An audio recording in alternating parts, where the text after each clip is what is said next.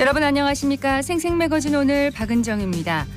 지난달 19일 10대 학생이 대구 지역의 응급실을 떠돌다가 숨진 사건과 관련해 국민의힘과 정부가 응급의료 시스템을 재정비하기로 했습니다.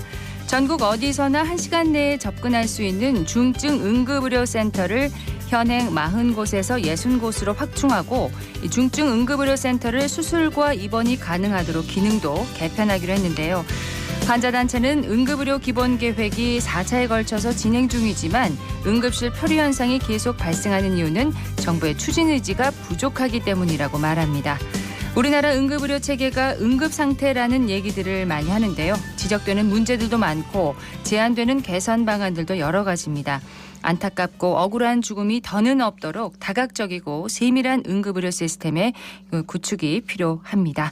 4월 6일 목요일 생생매거진 오늘입니다. 먼저 안동과 포항 울릉 연결해서 그곳 날씨와 소식 듣겠습니다. 안동입니다. 어제 비의 영향으로 대체로 흐린 가운데 오늘 아침 안동과 청송 9도로 시작했습니다. 낮 기온은 안동 14도, 청송 16도로 어제와 비슷하겠고 북서쪽에서 찬 공기가 내려와 조금은 쌀쌀합니다. 또 곳곳에서 바람이 매우 강하게 불고 있습니다. 시설물 보호와 교통안전에 각별히 유의해 주시고요. 한편 아직 비구름이 조금은 남아있어서 오늘 밤 약하게 비가 내리겠습니다. 예상되는 강수량은 5mm 미만으로 적겠습니다.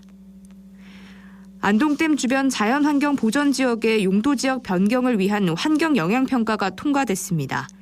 1976년 4월 안동댐 준공과 함께 안동시 전체 면적의 15.2%에 해당하는 부지가 자연환경 보전 지역으로 지정돼 지금까지 유지되고 있었는데요.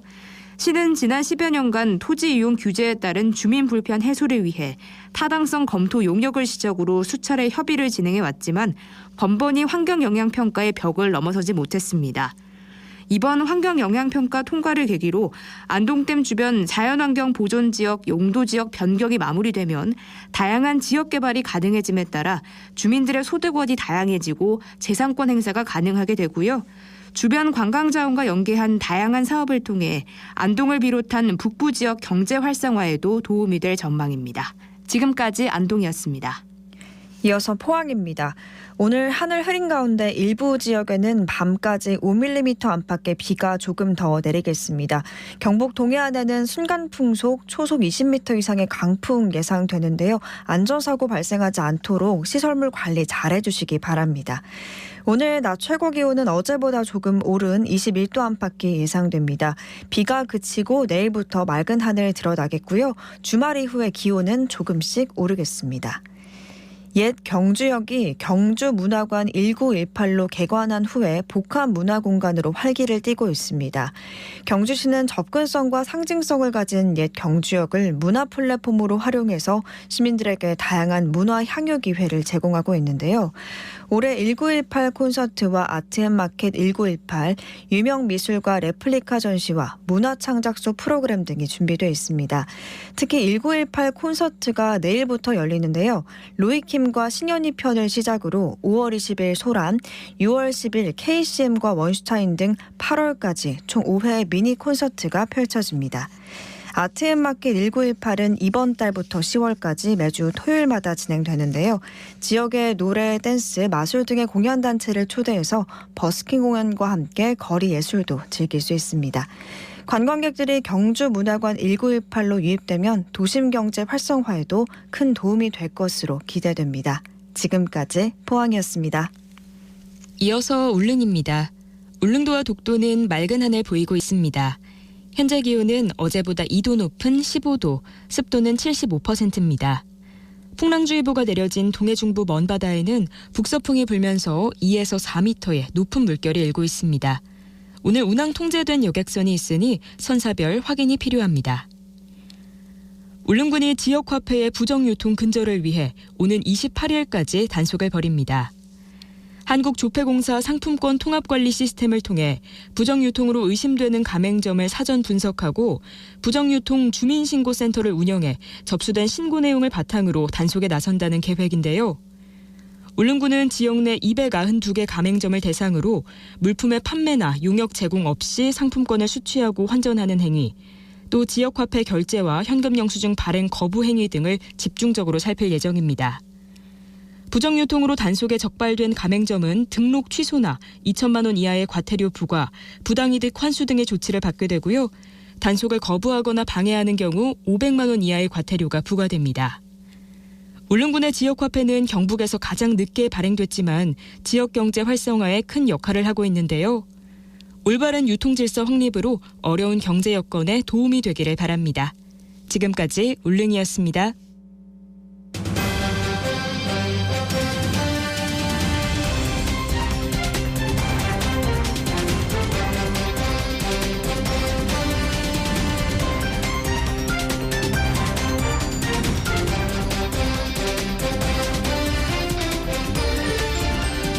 목요일의 생생매거진 오늘 함께하고 계십니다. 11시 11분 지나고 있습니다.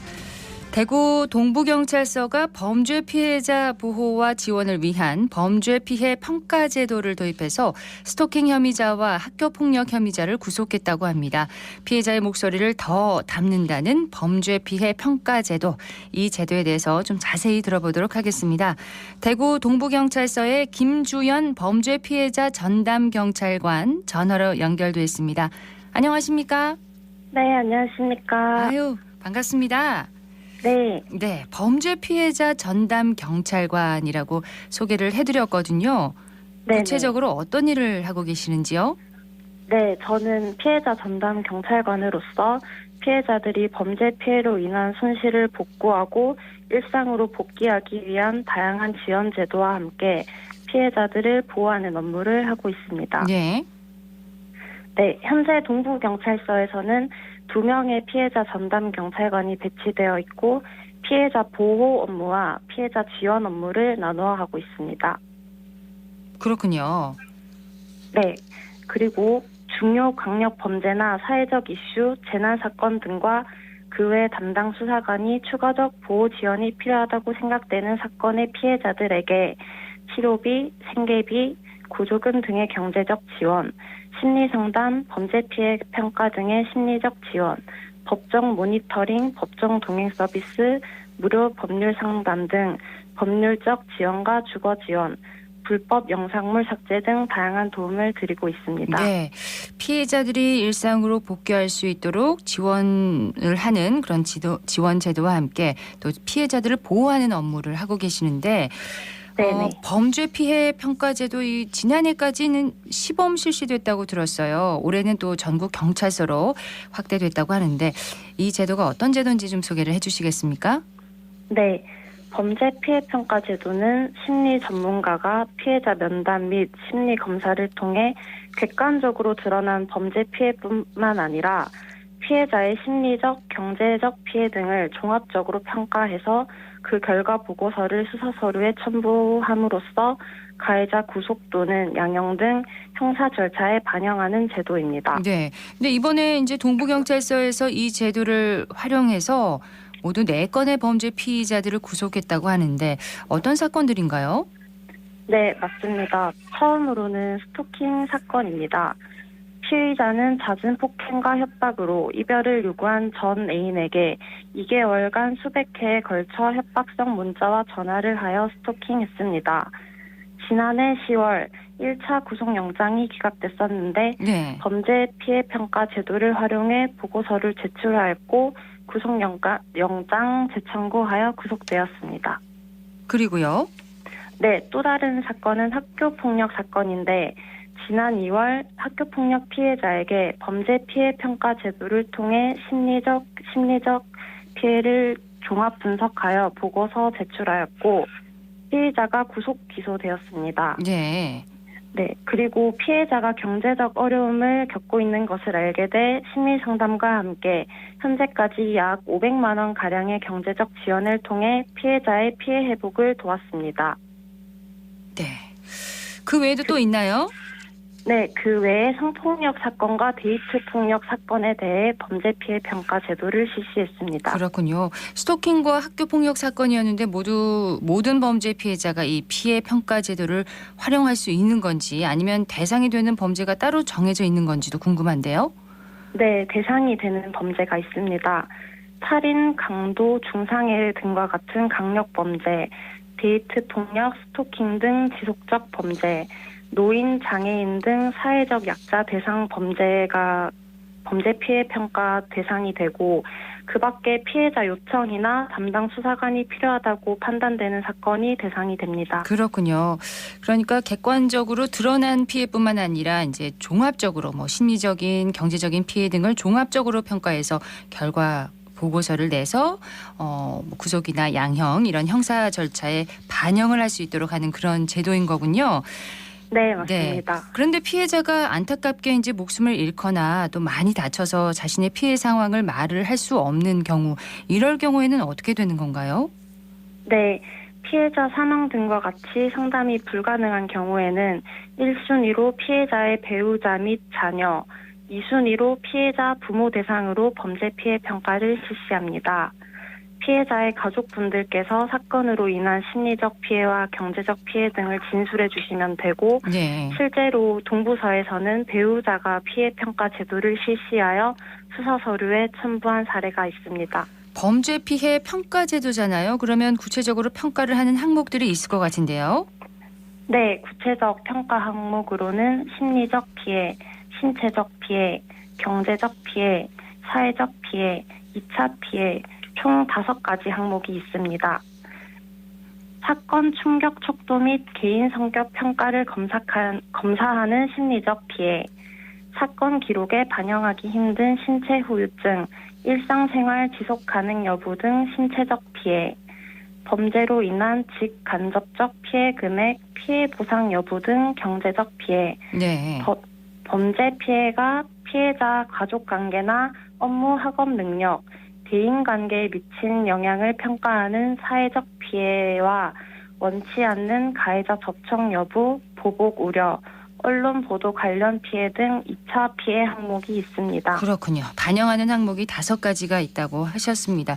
이런 피해 상황을 구체적으로 담다 보니까 가해자에 대한 구속이나 또 양형 판단을 좀 더 피해자의 목소리를 반영할 수 있을 것 같은데 제도에 대해서 반응들은 어떤가요? 네, 피해자분들의 만족도가 상당히 높습니다. 실제로 우리 사에서 범죄 피해 평가를 진행했던 피해자분들을 대상으로 만족도 설문지를 시행했는데요. 대부분의 피해자분들께서 다른 피해자분들에게 추천해주고 싶다고 말씀하셨습니다. 그렇군요. 네, 그리고 범죄자 처벌뿐 아니라 피해 회복 측면에서도 피해자가 얻는 심리적 안정 효과가 큰 것으로 평가됩니다. 네. 피해 평가 과정에서 자신이 겪은 피해를 심리 전문가에게 털어놓을 수 있다는 것만으로도 피해자들의 회복에 긍정적인 영향을 주고 있습니다. 그렇죠. 네네. 그리고 실제로 앞서 말씀드린 동부서의 학교폭력 사례는 보복이 두려워 진술을 거부하는 피해자를 피해자 전담 경찰관이 설득하여 범죄 피해 평가를 통해 피해 사실을 추가로 인지하게 되었습니다. 네, 경찰 입장에서도 이제 이런 제도를 이용을 하면 피해자가 좀 더 치유되는 걸 볼 수 있을 텐데 상당한 보람을 얻을 수가 있을 것 같습니다. 네, 맞습니다. 그동안 사건 담당 수사관이 범죄 구속 요건 위주로 피해자의 진술을 들었던 만큼 겉으로 드러나지 않았던 심각한 정신적 피해 내용이 수사 보고서에 담기기 어려웠는데 네. 범죄 피해 평가 제도가 도입되면서 피해자의 입장을 수사 초기부터 반영할 수 있어 좋습니다. 경찰은 피해자의 고통을 더 이해할 수 있고 피해자는 자신이 입은 피해를 회복하는 데 도움받을 수 있으며 가해자는 그에 상응한 처벌을 받을 수 있습니다. 자, 그만큼 이제 피해자의 목소리를 들어주는 건 좋은데 범죄 수사에 또 중요한 일이 됐는데 한편으로는 이런 그 일을 하시는 이 경찰관들 분들은 피해 사실을 또 경청하고 공감하는 일을 계속 해야 되잖아요. 네. 그 무게를 견디기가 힘들 수도 있겠다 이런 생각도 듭니다. 네, 맞습니다. 피해자의 피해 사실을 듣다 보면 피로함을 겪게 돼서心신을 건강하게 유지하는 게 중요합니다. 저는 개인적으로 운동으로 스트레스를 푸는 편이고요. 네. 현재 경찰청에서 경찰관을 위한 마음동행센터를 운영 중이어서 업무로 인해 마음이 힘드신 분들은 마음동행센터를 찾으시는 걸로 알고 있습니다. 그렇군요. 네. 마음동행센터에서는 현직 경찰관을 위한 각종 심리검사, 심리 상담, 심리 치료 프로그램을 운영 중에 있습니다. 네. 스토킹 같은 범죄는 또 보복 우려가 크잖아요. 신속한 대응이 필요한 부분이 있을 것 같습니다. 네, 맞습니다. 스토킹 같은 범죄의 경우 지속적으로 피해자에게 위해를 가하기 때문에 신속한 대응이 필요한데요. 스토킹 행위가 발생할 시 가해자를 경고하고 피해자로부터 분리하는 응급조치, 접근 금지를 위한 긴급 응급조치와 잠정조치가 시행되고 있습니다. 네. 네, 또한 경찰청은 올해부터 통상 2주 정도 걸리던 범죄 피해 평가 기간을 3에서 5일로 단축하는 신속평가 절차를 도입해 고위험 범죄 피해자 안전을 위해 예외적으로 신속평가를 시행하고 있습니다. 그렇군요. 네, 범죄 피해 평가 신속 절차를 통해 더욱더 빠르게 수사 서류에 피해자 상황을 첨부할 수 있게 되었습니다. 네. 경찰에서 이제 심리 전문가를 충분히 좀 많이 양성해서 이 확대되는 범죄 피해 평가 제도에 잘 활용을 했으면 좋겠는데요. 끝으로 범죄 피해자 전담 경찰관이시잖아요. 네네. 네. 시민들에게 한 말씀 하신다면요. 네, 저희가 피해자분들을 많이 만나다 보면 피해를 겪었다는 생각에 혼자 고통을 앓는 경우가 많으십니다. 네.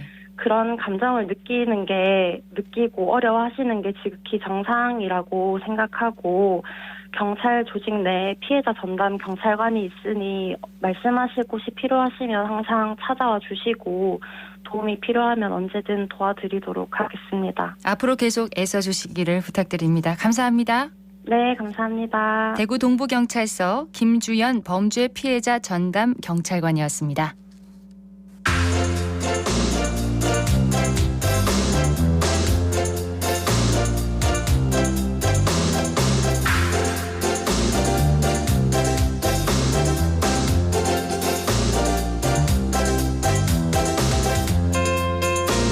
(11시 22분) 지났습니다. 어제부터네요. 4월 5일부터 수성못과 드란길 먹거리타운 일대를 순환하는 수성 투어버스가 시범 운행을 시작했습니다. 운행 첫날 서유리 리포터 현장을 다녀왔다고요. 어서 오세요. 네, 안녕하세요. 하루 종일 봄비가 내리던 어제 수성 투어버스는 운행을 시작했는데요. 출발지인 수성못역에서 탑승해서 수성못, 드란길 먹거리타운, 황금역을 지나서 다시 수성못역으로 돌아오는 1시간여의 코스 즐겨봤습니다. 현장 소리와 투어버스 기사의 이야기 들어보시죠. 안녕하세요. 이거 타도 돼요? 네, 타도 됩니다. 교통카드 있는데 이거 찍으면 되나요? 안 찍어도 됩니다. 그냥 타세요. 6월까지는 무료 탑승입니다. 네, 고맙습니다. 출발합니다. 이번 정류장은 수성못입니다. This stop is 수성못 Lake. 前方到站是寿城池. 수성못은 생태친화 호수공원으로서 대구를 대표하는 랜드마크 중 하나입니다. 수변 데크로드 산책길과 아기자기한 카페에서 그림처럼 펼쳐지는 풍경과 함께 여유를 즐겨보세요. 저는 수성 투어버스 운행을 담당하고 있는 류병윤입니다. 투어버스 지나는 곳은 수성못역을 출발하여 수성못과 드란길 먹거리타운 일대를 순환하고 있습니다. 기사님, 그러면 수성 투어버스만의 장점 좀 자랑 좀 해주세요. 우리 수성 투어버스는 오픈카라서 지붕도 열리고 참 타보면 시원합니다. 우리 수성 투어버스를 수성못역에서 타시고 수성못 구경을 하시고 그 다음에는 드란길 먹거리타운에 가서 맛있는 음식을 마음껏 드실 수 있어서 그게 좋은 것 같습니다. 우리 수성 투어버스를 이용해 주시면 친절하고 안전하게 모시겠습니다. 많이들 이용하여 주십시오. 일반 시민들도 타도 되고 관광객들도 탈 수 있고. 네, 맞습니다. 수성 투어버스 그럼 어떻게 생겼는지 알아야 탈 수 있죠. 그렇죠. 일단 외관은 빨간색을 중심으로 해서 일부에는 검은색도 섞여 있고요. 우리가 흔히 생각하는 큰 투어버스보다는 조금 작습니다. 네. 25인승 차량을 개조해서 좌석수를 줄이고 탑승객들이 좀 더 편안하게 이동할 수 있도록 했는데요. 장애인 휠체어석 1석을 포함해서 총 13석을 갖춘 단층 버스입니다. 날씨가 좋을 때는 오픈카 형태로 지붕창을 열 수 있습니다. 정말 좋겠죠? 네. 그 썬루프를 열고 달리는 순간 그 일대를 지나는 많은 사람들의 이목이 집중되겠다라는 생각이 들었는데요. 이용객과 얘기 나눠봤습니다. 오늘 수성 투어버스 운행 첫날인데 좀 어떻게 알고 이용하게 되셨나요? 그 SNS 보다 보니까 수성 투어 버스가 새로 생겼는데 오늘부터 첫 운행한다고 하길래 오늘 탑승해보게 됐어요. 역사적인 첫날에도 함께 해주셨는데요. 이용해보시니까 좀 어떻던가요? 이게 스마트 관련된 버스라고 들었는데 보니까 모니터 화면에 이렇게 음식점이나 앱 소개도 되어 있고 승강장 안내도 되게 잘 되어 있고 특색 있고 되게 멋있는 것 같아요. 수성못에 걸어가기에 되게 부담스러웠는데 이 버스를 타니까 뜰안길 먹거리까지 한 바퀴 돌면서 편하게 이용을 할 수 있어서 그 부분이 되게 좋은 것 같아요. 이게 수성못이랑 뜰안길 먹거리 타운 일대만 뱅글뱅글 도는 버스라고 하더라고요. 그래서 관광객분들이 수성구에 오셨을 때 편리하게 이용하실 수도 있을 것 같고 또 이거를 타면서 카페나 먹거리 타운 같은 데도 같이 갈 수 있다 보니까 관광객분들이 다른 시내버스나 택시보다 더 편하게 이용하실 수 있으실 것 같아요. 수성문 일대가 이제 택시를 타기에는 좀 짧은 거리잖아요. 걷기는 또 좀 멀고요. 맞습니다. 버스를 타고 가기에는 돌아서 가야 되는 곳이기도 하고 어쨌든 관광객들뿐만 아니라 인근 시민 여러분들도 좀 이용하시면 편리하실 것 같네요. 네, 물론 이 타이완이나 일본 등지에서 오는 관광객들의 편의를 위해 만든 코스긴 한데요. 그래도 주민들이나 국내 관광객들도 충분히 이용하기 좋을 것 같습니다. 네. 시범 운행 기간인 오는 6월 말까지는 또 무료로 이용이 가능하다는 점도 알아두면 좋겠습니다. 6월 말까지는 무료인데 그럼 7월부터는 유료라는 거죠? 네, 맞습니다. 비용은 어느 정도인가요? 다행히 비싸진 않고요. 유료로 전환되더라도 요금은 500원입니다. 네, 당일에 한해서 한 번 탑승하면 중간에 내렸다가 재탑승을 하더라도 추가 비용이 없습니다. 또 비용적인 측면 외에도 영어, 중국어, 일본어 안내 멘트가 준비돼 있고 좌석마다 우리 비행기 탈 때처럼 앞에 모니터가 설치돼 있거든요. 그래요? 그래서 여기서 130여 개의 가맹 음식점 홍보 영상을 볼 수가 있습니다. 그러니까 투어버스를 타고 가면서 뭐 먹을까 해가지고 메뉴를 정할 수가 있는 거죠. 130여 개 너무 많습니다. 네, 너무 많아요. 저도 이제 네. 보면서 뭐 먹어야 될지 고민이 되더라고요. 그래서 관광객들의 니즈를 고려한 똑똑한 코스가 아닌가 싶습니다. 수성구청 담당자의 이야기입니다. 안녕하세요. 저는 수성구청 관광과에서 근무하고 있는 배태철이라고 합니다. 수성 투어버스는 스마트 관광도시 조성 사업으로 관광객에게 스마트 경험을 선사하기 위한 컨텐츠 구축의 일환으로 제작하게 되었습니다. 스마트 관광도시 조성 사업의 사업 대상지인 수성목과 드랑길 먹거리타운 일대를 연결해주는 도심순환 관광버스입니다. 수성못이라는 관광의 공간과 먹거리타운이라는 경제적 공간을 이어줌으로써 관광객의 편의뿐만 아니라 지역 경제 활성화에도 도움을 주리라 기대하고 있습니다. 운행 시간은 오전 11시부터 저녁 7시 40분까지 운행을 하는데 휴게 시간이 3시부터 5시까지고요. 5시부터 다시 운행을 해서 저녁 7시 40분까지 운행을 하게 됩니다. 매주 월요일은 운유고요. 명절 당일도 운유입니다. 총 8.2km 정도의 구간을 10개 정거장을 만들어서 운행하고 있습니다. 저희는 이제 교통카드 단말기를 설치를 해놔서 일반 대중교통카드로도 탑승이 가능하도록 관광객이 최대한 편리하게 이 버스를 이용할 수 있도록 그렇게 준비를 했습니다. 코로나 이후로 개별 관광객이 예전만큼 증가할 것으로 저희는 기대하고 있는데요. 국내외 개별 관광객이 수성못을 찾아오시면 이 지역을 더욱 편하고 즐겁게 관광할 수 있도록 여행할 수 있도록 단순히 버스가 아니라 하나의 관광 아이콘으로 자리 잡을 수 있을 거라고 기대하고요. 또한 관광객들에게 편리하고 재밌는 경험이 되지 않을까 기대하고 있습니다. 네, 이 수성 투어버스는 이달 중에 새로운 서비스도 오픈 예정이라고 하는데요. 통합 플랫폼인 대구 트립 어플리케이션을 사용하면 수성 투어버스의 위치 정보도 파악할 수 있고 또 수성목과 드랑길 일대 음식점 예약 그리고 결제까지 가능하다고 합니다. 네. 정말 또 기대가 되는데요. 이제 막 시범 운행을 시작한 수성 투어버스, 수성구를 대표하는 관광 상품이 되길 응원하겠습니다. 네, 6월 말까지는 이제 시범 운행이고 그 네. 이후는 유료인 거죠. 맞습니다. 예, 한번 꼭 타봐야겠습니다. 네, 꼭 추천드립니다. 네, 사유리 리포터 잘 들었습니다. 네, 고맙습니다.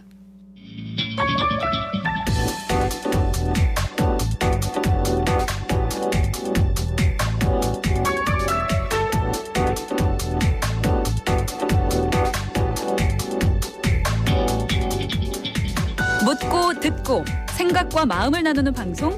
지금 여러분께서는 대구 경북을 보고 듣는 생생 매거진 오늘을 함께하고 계십니다.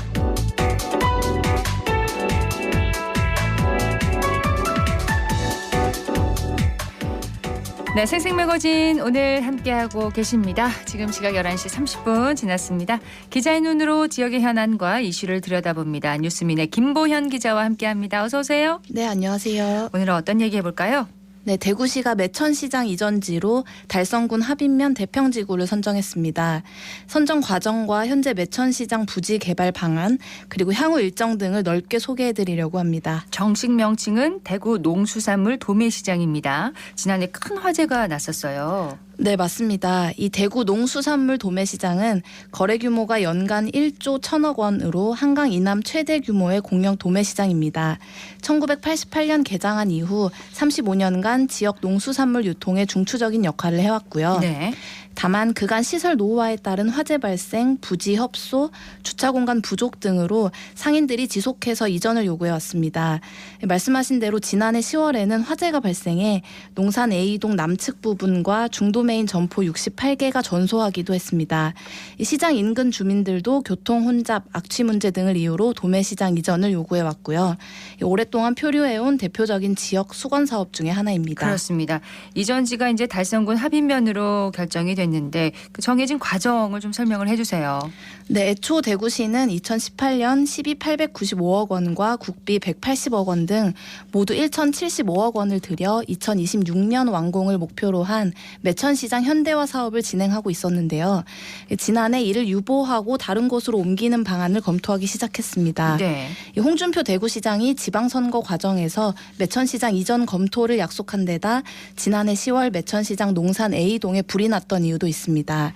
그래서 올해 1월 대구시가 8개 구군을 대상으로 이전지 후보지 추천을 받았고요.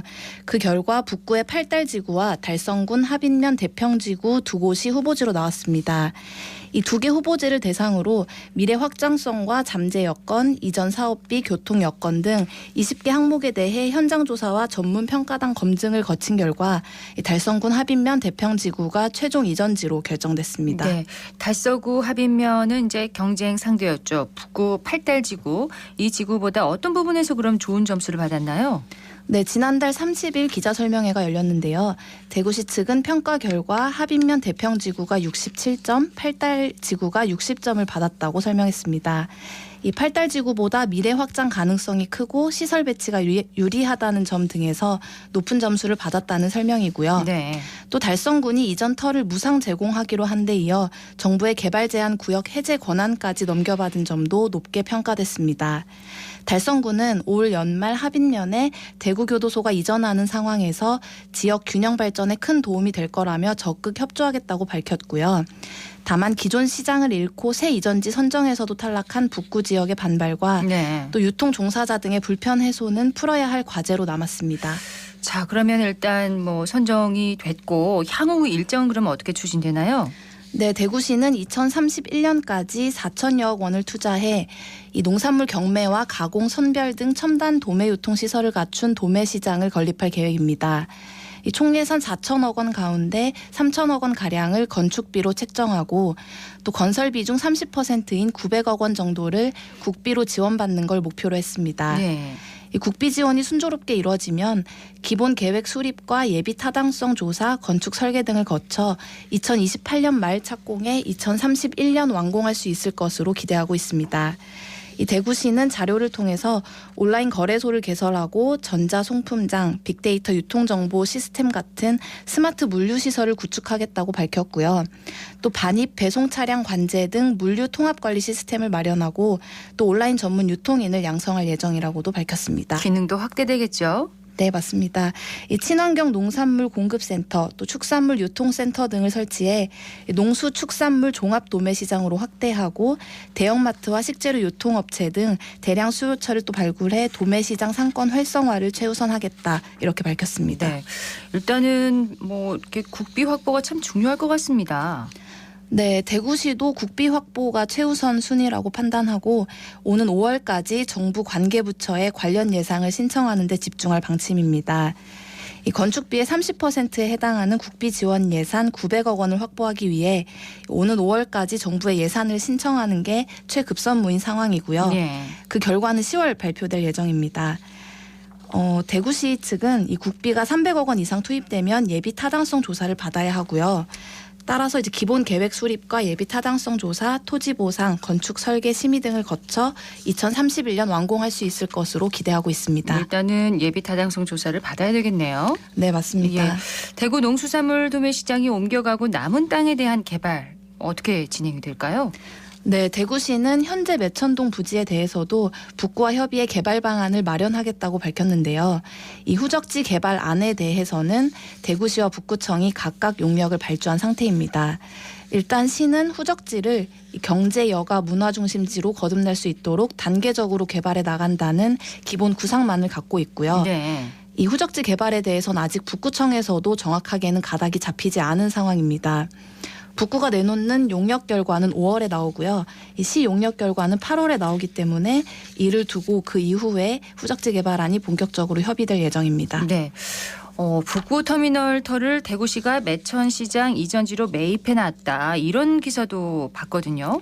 네, 대구시는 지난해 7월 매천시장 시설 현대화를 목적으로 북부 화물터미널 터 1만 6천여 제곱미터를 매입했습니다. 이 당시 시는 매천시장 상가 건물을 북부 화물터미널 터로 옮기고 이 상가 건물이 있던 자리에는 경매장과 주차장 등을 지으려고 계획했는데요. 네. 하지만 지난해 홍준표 대구시장이 취임하면서 매천시장은 이전으로 급물살을 탔고 또 최근 합의면으로 최종 이전이 확정이 됐죠. 따라서 시가 이 북부 화물터미널 터를 어떻게 활용할지에 대해서도 관심이 쏠리고 있는 상황입니다. 일단 이 터는 공익사업을 목적으로 활용이 가능하고요. 예를 들면 토지보상법에서 정한 문화시설, 공원, 운동장 등이 해당됩니다. 북구청은 북부 화물터미널이 매천시장 이전 후 남는 터 개발에 포함됐으면 하는 입장인 걸로 알려지는데 네. 구청 측은 구에서 자체적으로 진행 중인 매천시장 후적지 개발 용역에 북부 화물터미널 터까지 포함해서 검토하고 있다고 밝혔고요. 다만 이 터는 원래 토지 소유자에게 환매해야 할 가능성도 점쳐집니다. 대구시는 북부 화물터미널 터를 어떻게 활용할지는 아직 검토 중 이렇게 밝혔습니다. 그렇군요. 그러면은 지난해 불이 났던 매천시장 농산 A동 재건축 일정은 예정대로 진행이 되는 건가요? 어떻게 되는 건가요? 네, 대구시는 내달부터 9월까지 이 농산 A동 재건축을 위한 설계 공모와 실시 설계 등 설계 절차에 착수할 예정입니다. 오는 10월부터 연말까지 안전성 검토, 건축 혐의 등의 과정을 거쳐 내년 1월에 본격적인 공사에 들어갈 계획이고요. 네. 준공 목표 시점은 내년 9월입니다.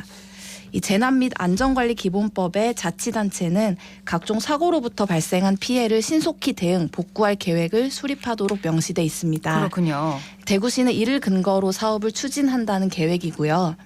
화재에 따른 보험금 85억 원이 있어서 이를 유통 종사자에게 도움이 되는 방향으로 집행할 거라 설명했습니다.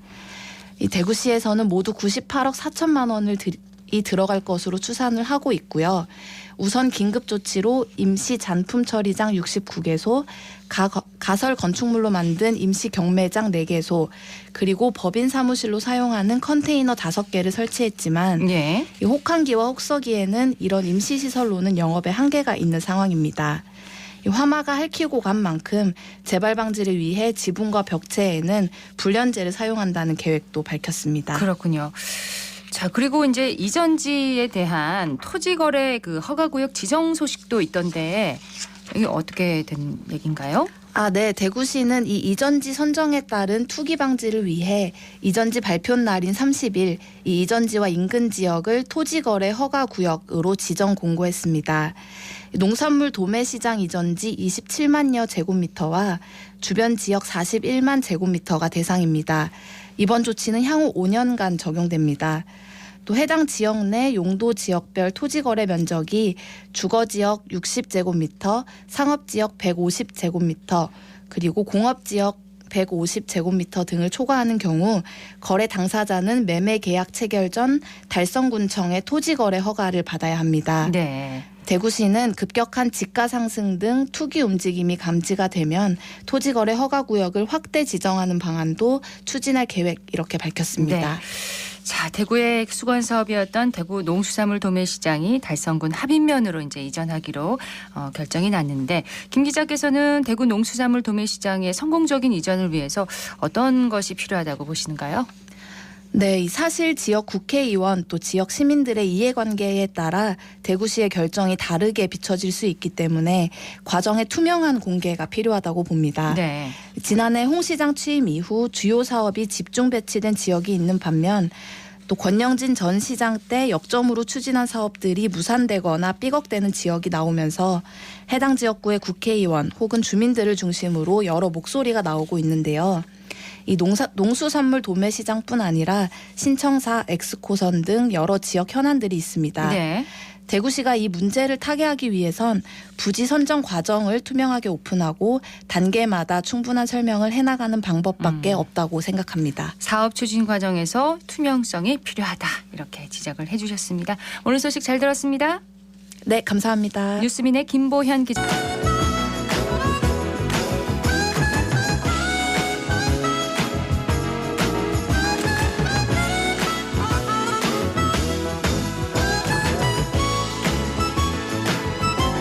목요일은 생생매거진 오늘입니다. 1919년 대구에서 여러 차례 독립만세운동이 일어났습니다. 독립만세운동이라면 3월 1일이 아닌가 이렇게 생각하시는 분들도 많으실 텐데요. 오늘은 이 이야기를 주제로 역사 공부를 한번 해볼까 합니다. 다시 읽는 역사 정만진 작가와 함께합니다. 어서 오세요. 예, 안녕하세요. 네. 1919년 김희 독립만세운동이라고 하면 보통 3월 1일에 일어난 걸로 알고 있거든요. 대구는 아니라고요? 그렇죠. 흔히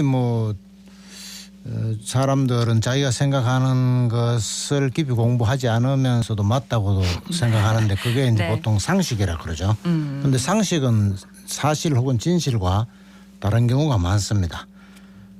시간이나 장소에 따라서 상식이 바뀌는 거죠. 네. 사람에 따라 자기가 가지고 있는 상식이 서로 다른 경우가 있어서 충돌도 하고 하는데 1919년에 김희 독립만세운동이라고 하면 보통 그걸 이제 3.1 운동이라고 하기 때문에 대구도 3월 1일에 일어나지 않았느냐 이렇게 생각하기 쉬운데 그렇죠. 그렇게 생각하는 사람이 굉장히 많아지면 그게 이제 상식이 되는 거죠.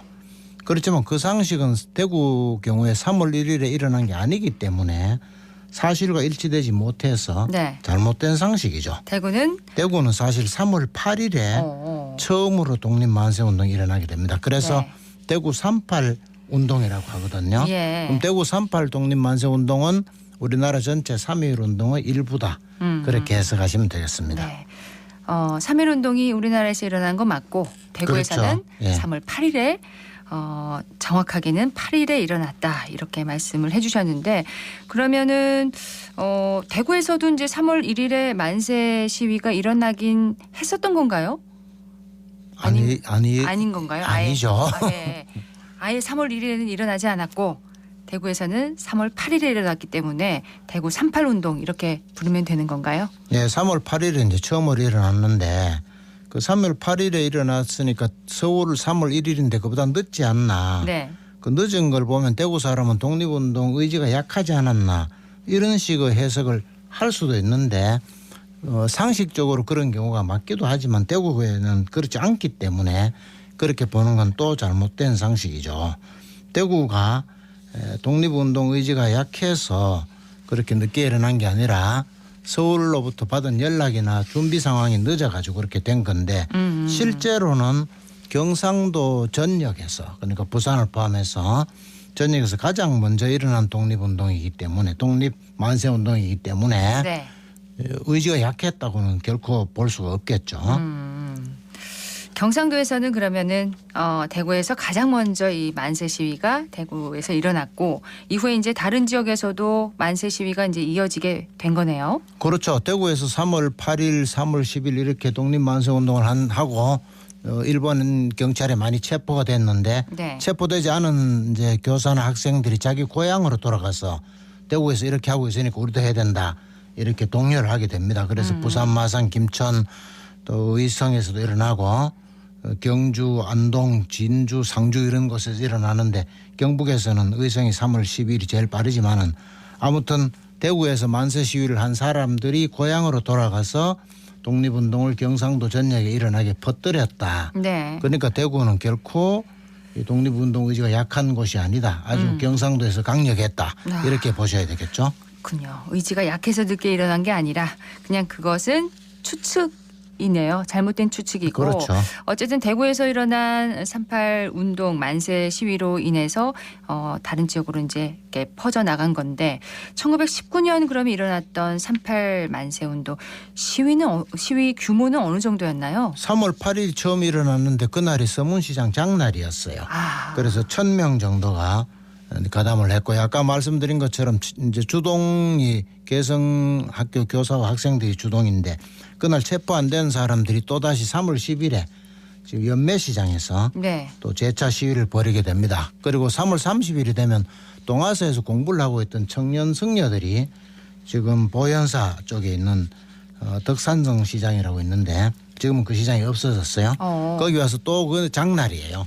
그래서 장날 사람을 규합해서 이번에는 규모가 훨씬 커져서 3,000명이 이제 시위를 하게 되고요. 네. 또 4월 15일과 26일, 28일이 되면 대명동과 미대동 그 동호사로 가는 쪽에서 시위가 일어납니다. 그래서 모두 6차례에 걸쳐서 독립만세운동이 일어났기 때문에 역사적 사실로 치면 3월 1일에 일어난 것도 아니고 하루만 한 것도 아니고 3월 8일이 가장 격렬했던 것도 아니죠. 네. 그러니까 잘못 알고 있는 것을 진실로 믿으면 그게 이제 잘못된 상식이 되는 겁니다. 3월 8일에 처음 시작해서 대구에서 시작해서 다른 지역으로 이제 격렬하게 이 시위 운동이 확장된 건데 우리가 몰랐던 역사들 제대로 알고 전파를 해야 되겠습니다.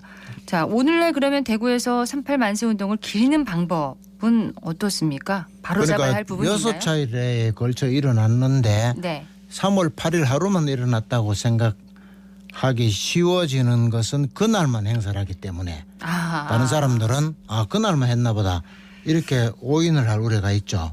그래서 3월 8일, 3월 10일, 3월 30일 또 4월 달에 들어가서 또 3차례가 벌어지는 이것들이 언론 또 SNS 등을 통해서 잘 알려질 수 있도록 네. 그런 방안을 강구해야 됩니다. 그렇지 않으면 대구 사람 만세운동 한 번 하고 그만뒀구나 이렇게 오인을 하게 되죠. 하루만이 그리고 아니었다. 그리고 또 하나는 그 숫자도 우리가 신경을 써야 됩니다. 숫자요? 숫자를 왜 신경을 써야 되느냐 하면 그 당시 대구 사람의 숫자와 지금 사람 숫자가 달라요.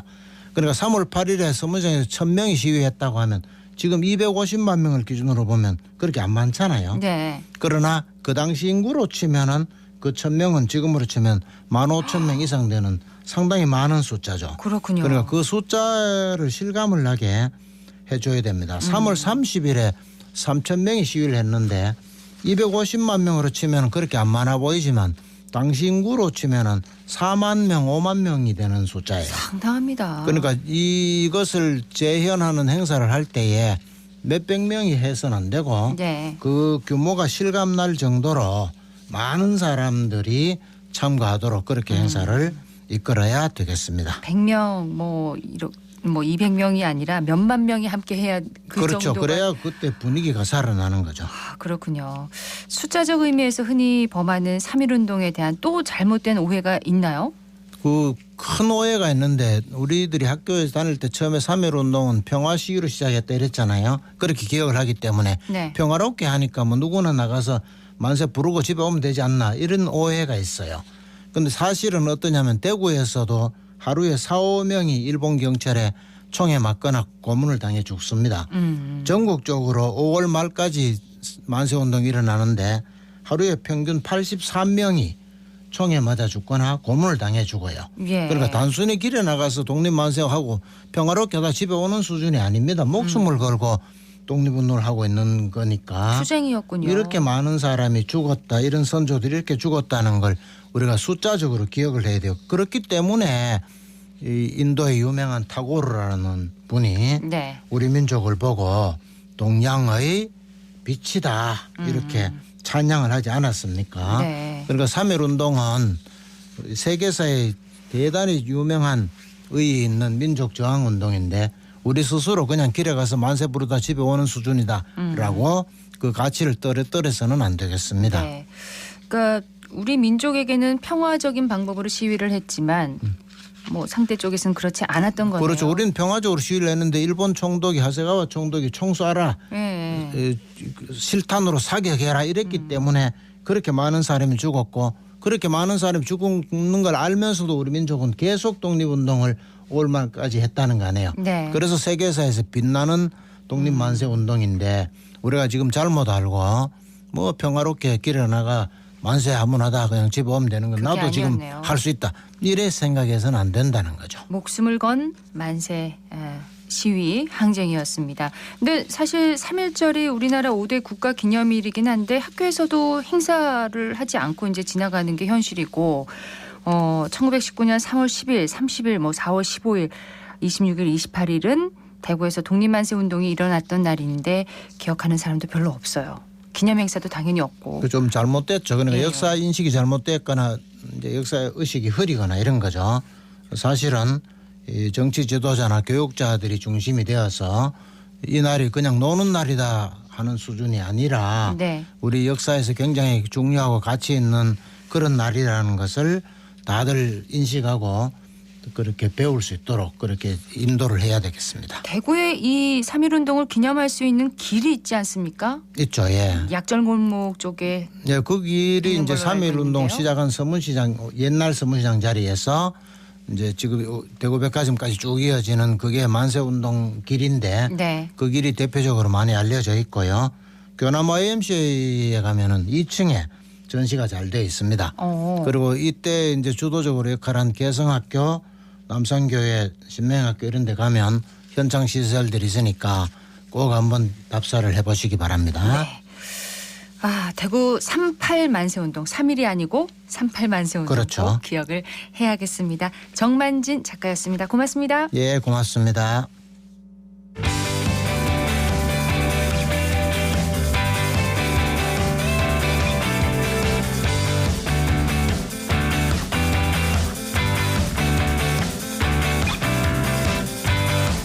클릭 정보 클립.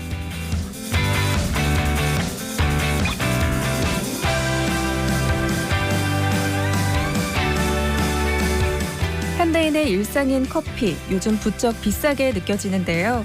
최근 대형 프랜차이즈는 물론 중저가 카페, 개인 카페까지 줄줄이 커피값이 오르고 있습니다. 원두 가격은 내려가는데 왜 커피값은 오를까요? 그 이유는 커피 한 잔의 가격에 원두값이 차지하는 비중이 작기 때문인데요. 각종 식자재부터 공과금, 특히 최근에 우유 가격이 급격히 오르면서 가격이 올라가는 추세라고 합니다. 고물가 시대의 소비자들에게 다소 부담스러운 소식인데요. 절약을 통해 현명하게 소비해야 하는 시기인 것 같습니다.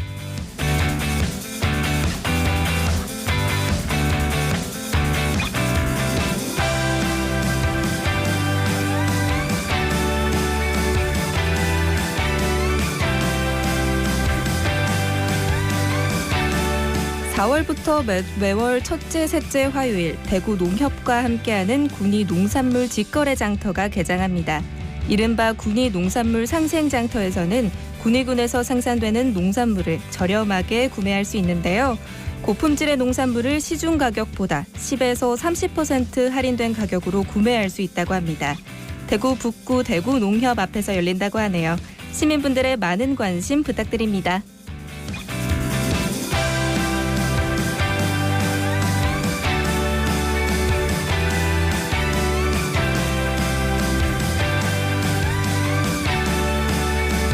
대구 중구에는 찾아가는 미용실, 사랑의 가위손 미용 봉사를 시작했습니다.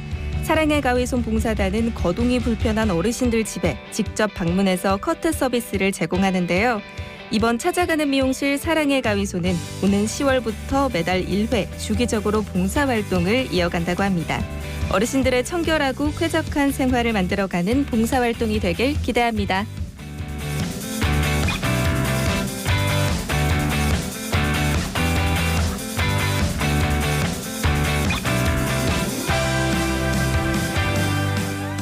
대구시 교육청은 모바일로 쉽게 진학 상담을 받을 수 있는 대구 진학 꿈나비를 운영하고 있습니다. 대구 진학 꿈나비는 대구 지역의 고등학생이나 졸업생, 학부모 누구나 이용 가능한데요. 참여 방법은 교육청 홈페이지 알림마당 공지사항을 참고해 주시기 바랍니다. 진학으로 고민이 많은 학생과 부모들의 많은 관심 부탁드립니다.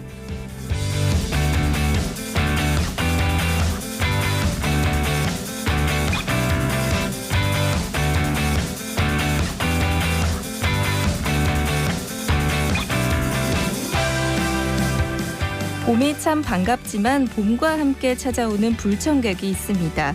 바로 꽃가루와 미세먼지인데요. 봄철에는 천식, 알레르기 비염, 결막염이 크게 증가합니다. 꽃가루는 주로 3월 초부터 시작해서 5월 초까지 날린다고 하는데요. 꽃가루 알레르기를 막으려면 접촉을 줄이는 것이 가장 좋다고 합니다. 꽃가루가 많이 날리는 오전에는 외출 시 마스크를 꼭 착용하시는 것이 좋겠습니다. 사계절 중 봄에 가장 기승을 부리는 미세먼지는 호흡기 질환자에게 치명적이라고 하는데요. 봄이 온 만큼 대기질과 호흡기 관리에 주의해 주시기 바랍니다. 지금까지 클릭 정보 클립 서하나였습니다.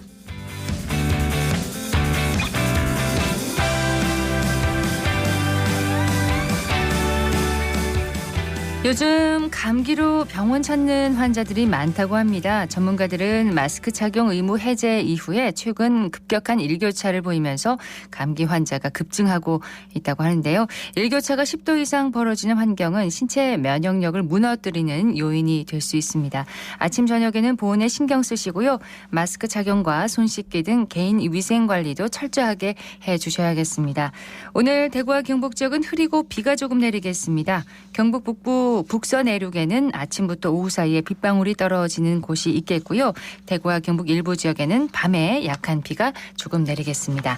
생생매거진 오늘 준비한 순서 여기까지입니다. 박은정이었습니다. 고맙습니다.